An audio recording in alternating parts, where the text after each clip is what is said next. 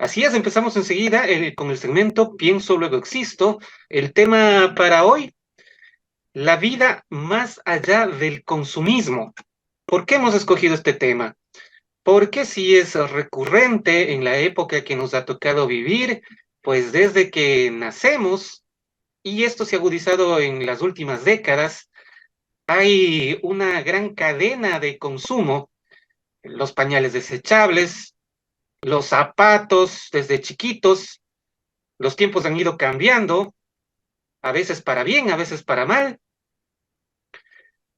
En décadas anteriores usábamos la ropa de nuestros hermanos mayores, usábamos los zapatos de nuestros hermanos mayores, así heredábamos ciertas cuestiones, hasta una camita que alguien utilizó en la casa y se fue a buscar mejores rumbos, o un hermano mayor que se casaba, ya quedaba esa camita, ese colchón, ocupábamos y nadie se quejaba.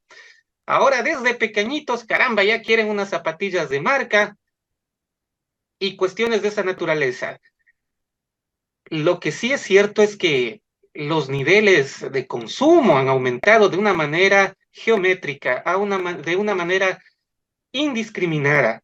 Ahora, o antes, más bien hasta solo unos pocos años atrás, se hablaba de la obsolescencia programada, que quiere decir que los aparatos se fabrican científicamente ya con un nivel de duración, con unos años de duración.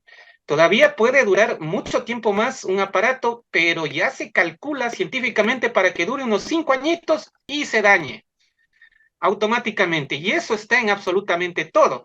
Si ustedes tienen alguna reliquia que se fabricó hace 50 años atrás o más, esos aparatos eran hechos para toda la vida.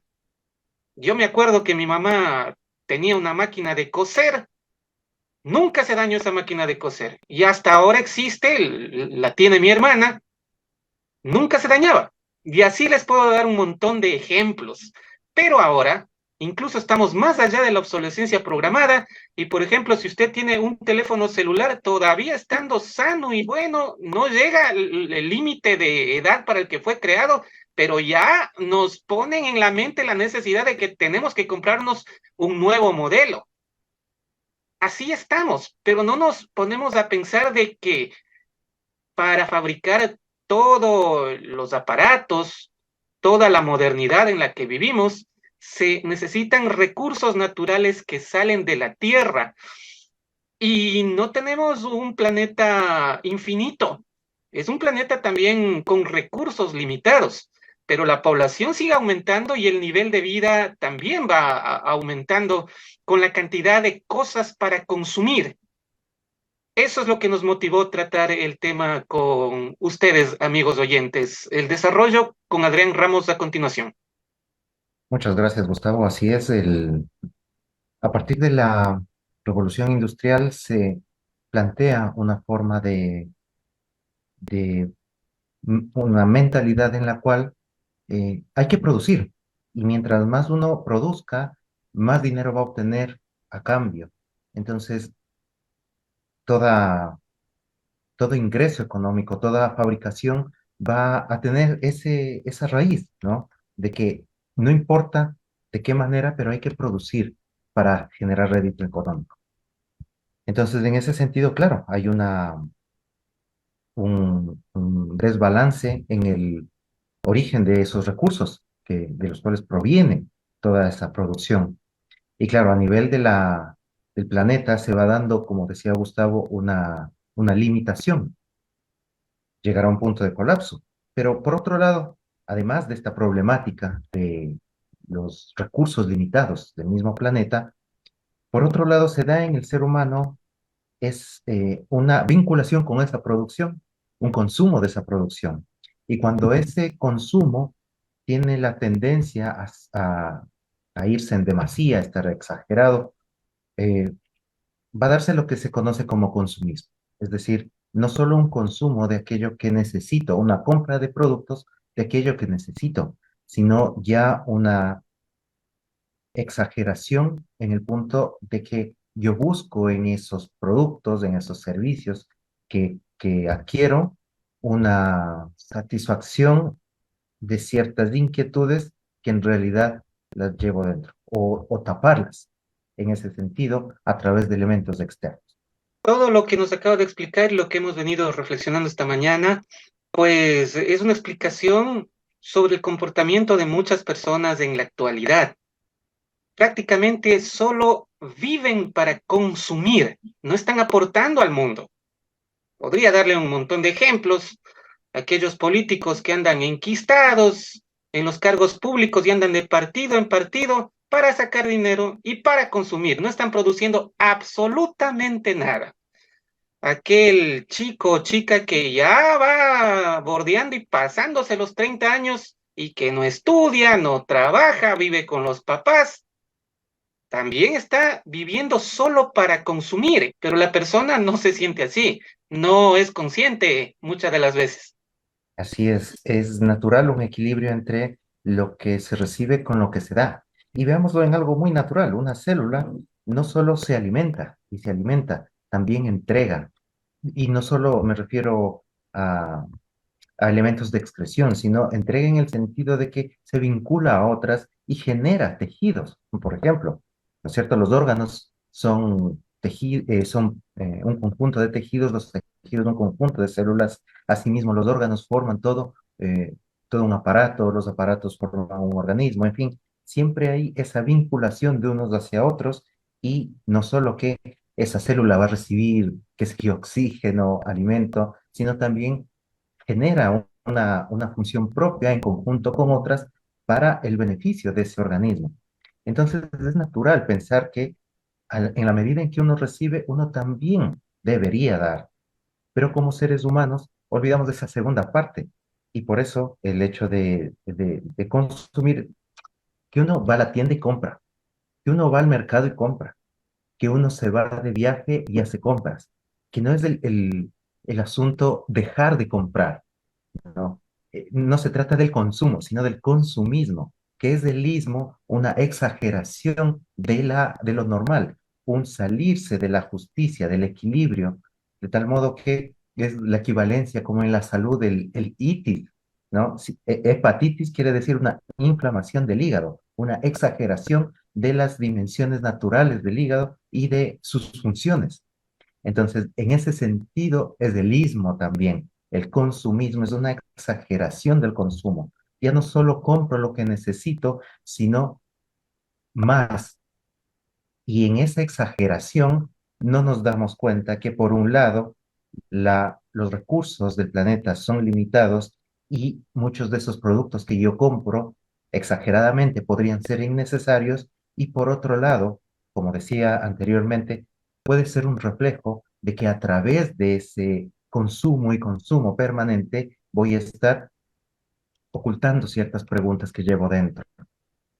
Pensar quién soy, de dónde vengo y hacia dónde voy, esas respuestas no se las compra, ni siquiera están en un libro. El libro puede permitirnos profundizar en respuestas, pero en realidad hay una esencia interior, una realidad interna del ser humano que también necesita nuestra atención y a través de la cual podemos generar esa vinculación o ese dar hacia otros.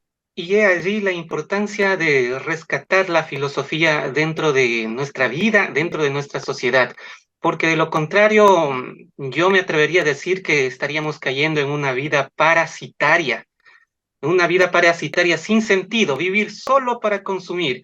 Y en eso, tristemente voy a decir que he observado con mis ojos, me consta, un ejemplo de la vida real les voy a dar, los amigos que andan pidiendo plata por ahí, por las calles, no importa la nacionalidad, hay locales y extranjeros también que hacen lo mismo, piden plata en las esquinas y cogen taxi para ir a pedir plata en otra esquina. O sea, ni siquiera hay el sacrificio, el esfuerzo de ir caminando a hacer su actividad de mendicidad, sino ya la comodidad, hasta para eso. No sé qué condiciones tendrán, pero yo creo que sí se pueden cocinar algo en el lugar donde están habitando, pero no, se compran la comida en tarrinas, se comen en la calle y dejan hecho una chacota ahí en el portal, no limpian, dejan ahí. Es una vida parasitaria, me atrevería a decir. Es gente que está dormida, no sé, no reacciona, que podría hacer algo más porque ya hasta se acostumbró a ese modo de vida y no quieren salir. Así es, la humanidad es un estado que se alcanza en el sentido en el que uno, por un lado, pueda resolver sus problemáticas personales y pueda lograr ser independiente, y por otro lado, pueda ser dueño de sí mismo, me refiero, ¿no? Pueda ser, no necesite depender necesariamente de otros para resolver su problemática personal. Por un lado, ser dueño de uno mismo y por otro lado, aportar a la sociedad en la que se desarrolla.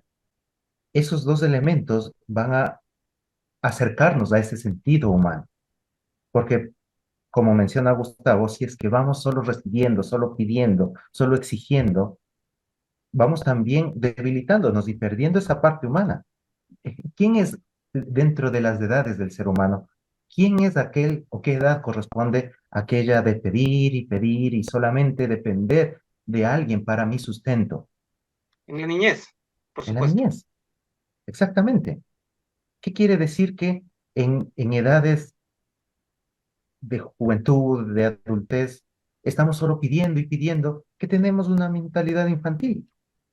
Que no salimos de esa mentalidad, quizá el cuerpo esté de otra forma, pero la mente y las emociones no.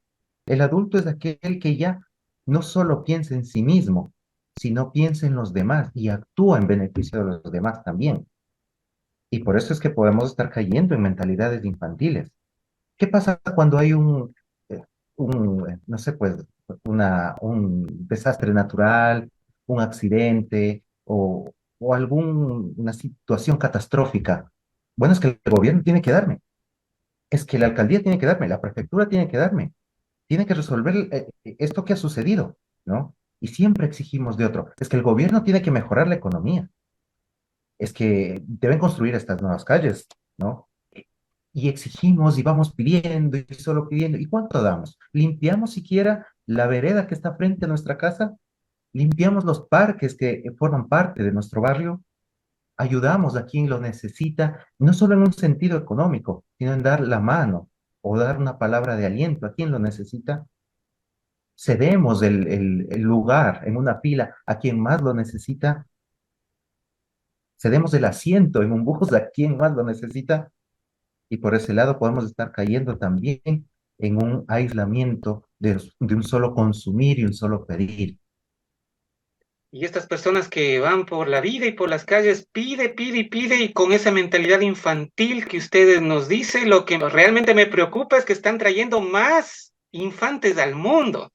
¿Y a qué va a venir esos pobres chicos? Si una persona preparada ahora con títulos de tercer y cuarto nivel no encuentra un empleo, peor un pobre chico que no tiene ni siquiera acceso a una buena educación primaria, que está creciendo en las calles, es realmente preocupante. Nadie ha hablado de estos temas. Me parece que deberíamos preocuparnos todos como sociedad de lo que va a pasar, porque ahorita son niños chiquitos de 5 o 10 años, pero en el futuro, en 5 o 10 años más, ya esos chicos van a tener 15 y 20 años y la inclinación va para algo negativo. No le veo que sea algo positivo lo que el destino que les espere.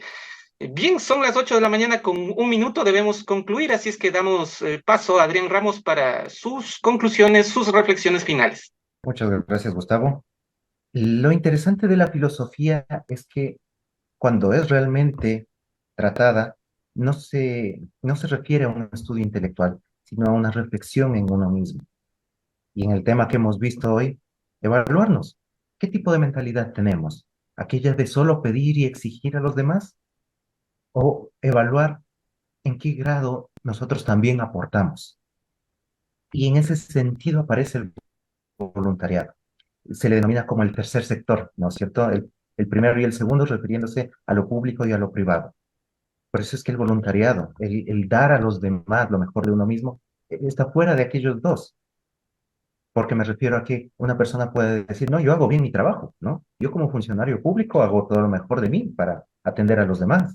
O yo como funcionario privado en mi empresa hago un buen aporte a la sociedad. Sí, sí, sí, ya. Eso por un lado está bien, de acuerdo. Pero ¿qué más hacemos en beneficio de los demás sin que tenga que ver con el trabajo, sea público o privado. ¿Cuánto tiempo le dedicamos a los demás y hacer de esta ciudad una ciudad mejor, de este país un país mejor? Y en ese sentido, detenernos a pensar, y si no lo hacemos, ver espacios donde se los pueda hacer. La filosofía es un voluntariado. Hay diferentes tipos de voluntariado que permiten contribuir con los esfuerzos de la persona a un beneficio en conjunto.